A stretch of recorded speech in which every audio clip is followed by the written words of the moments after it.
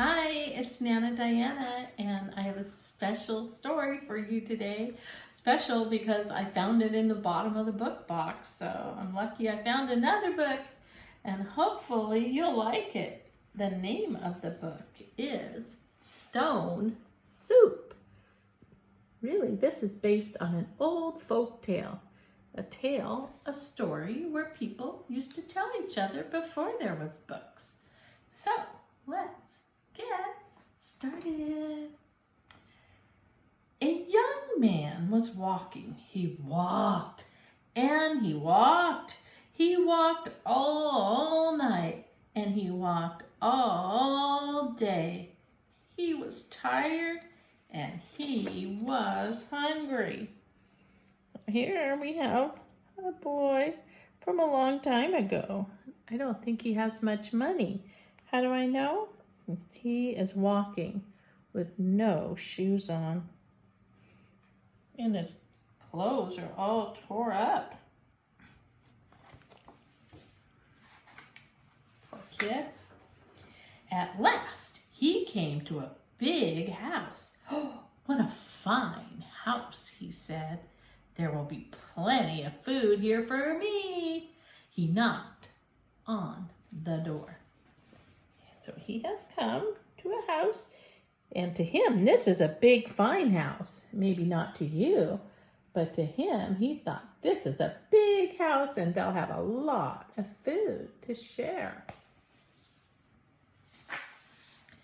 A little old lady opened it. Good lady, said the young man, I am very hungry. Can you give me something to eat? I have nothing to give you, said the little old lady.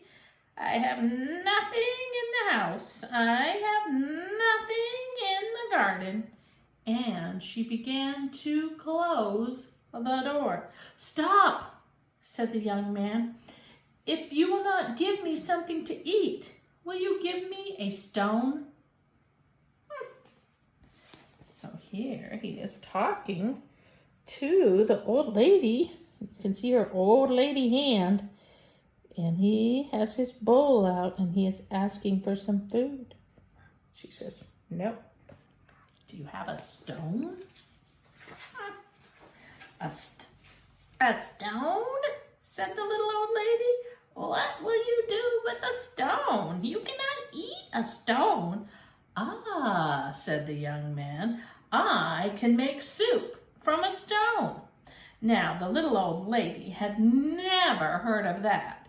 Make soup from a stone? Fancy that. There are stones in the road, said the little old lady. The young man picked up a round gray stone. This stone will make wonderful soup, he said. Now get me a pot. So now she has stepped outside and she says, what are you talking about? You're going to make soup from a stone? And he has picked up the stone that he wants to use. The little old lady got a pot, filled the pot with water and put it on the fire, the young man said. The little old lady did as she was told, and soon the water was bubbling in the pot. And now, it looks like she got a big pot to make that soup with.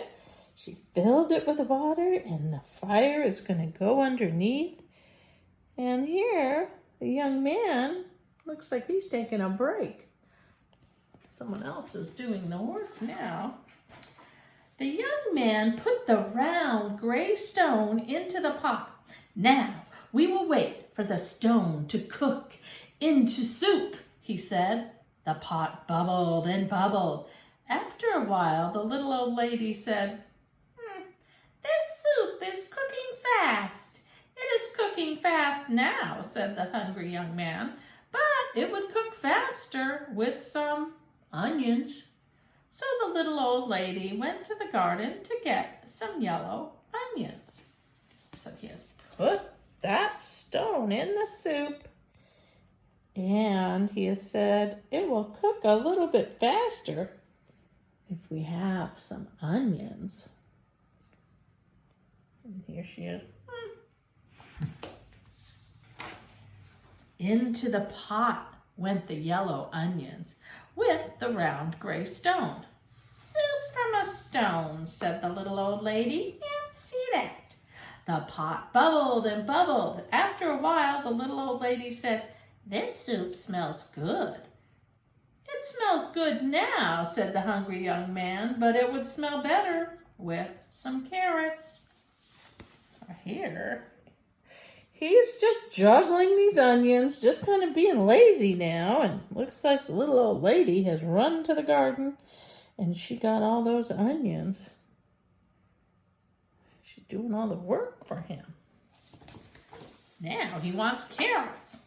So the little old lady went out to the garden and she pulled up all the carrots she could carry. Into the pot went the thin, long carrots with the yellow onions and the round gray stone.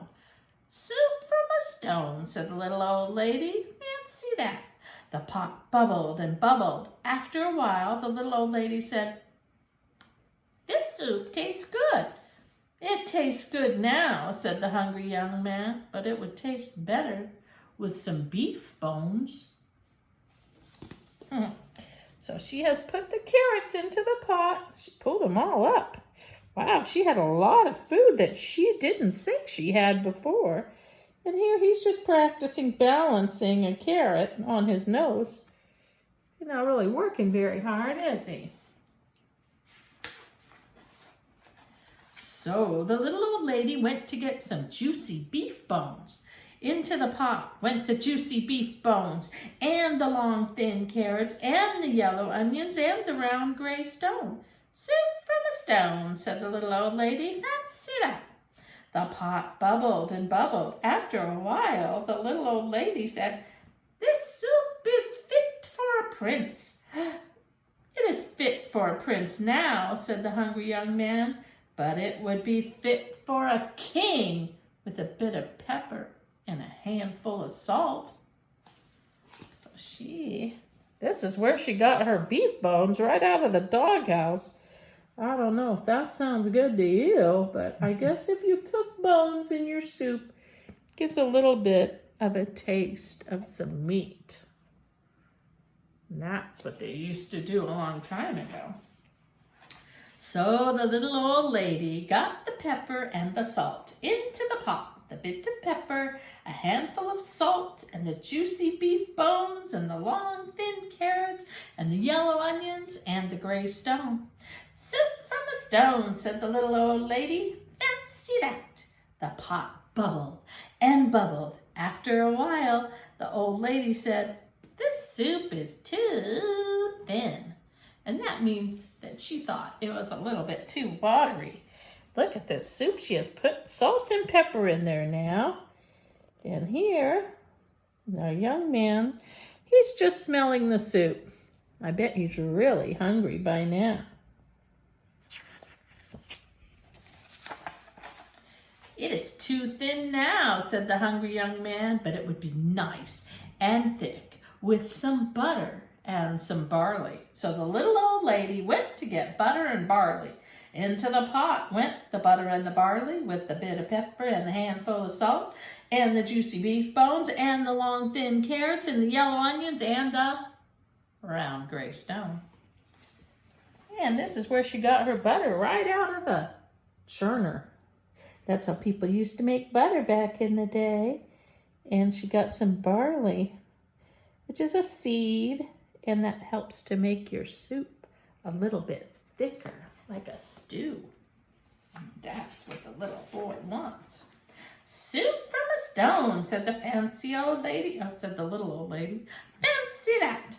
The pot bubbled and bubbled. After a while, the little old lady tasted the soup again. That is good soup, she said.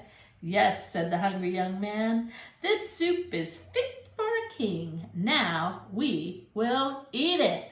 Stop, said the little old lady. This soup is indeed fit for a king. Now I will set a table fit for a king. So she took out her best tablecloth and her best dishes.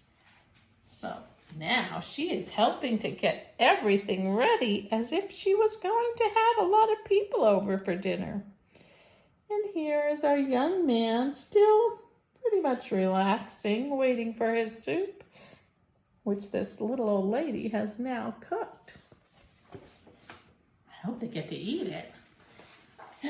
Then the little old lady and the hungry young man ate all the soup. The soup made with the butter and the barley and the bit of pepper and the handful of salt and the juicy beef bones and the long thin carrots and the yellow onions and the round gray stone. So finally they have sat down at the table and they are eating that delicious soup with everything in it. Yum.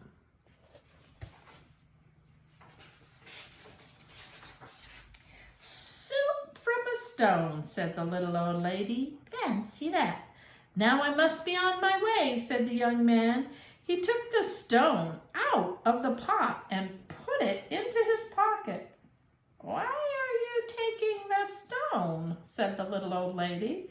Well, said the young man, the stone is not cooked enough. I will have to cook it some more tomorrow. And the young man said, goodbye. So he is taking that stone with him. She's like, why are you doing that?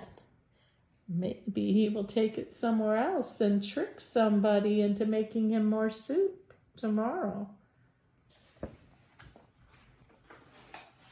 He walked on down the road. He walked and he walked. What a fine supper I will have tomorrow, he said to himself. Soup from a stone.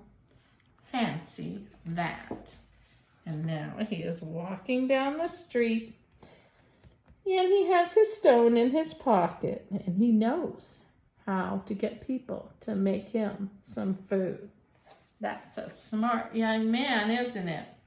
And that's our story of stone soup. I liked it. It's pretty good. Now I'm hungry. Love you. Have a good day. Adios, los niños. See you next time. We love you.